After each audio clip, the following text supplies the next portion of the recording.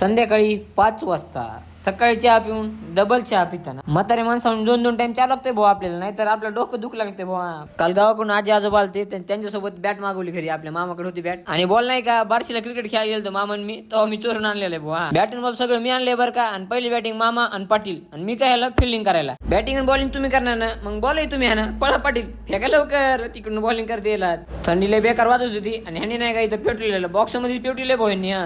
मी मस्त कॅमेरामध्ये व्हिडिओ बनवलं आणि थापा नाही का वाकून बघायला.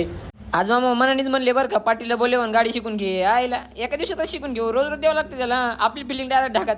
पाटीलने थोडं सांगितलं मला, हे गिअर असं पाड तसं पाड, क्लच प्लेस सगळं सांगितलं. आणि आता म्हणले चल तू बैठ आप गाडी चालणे गो.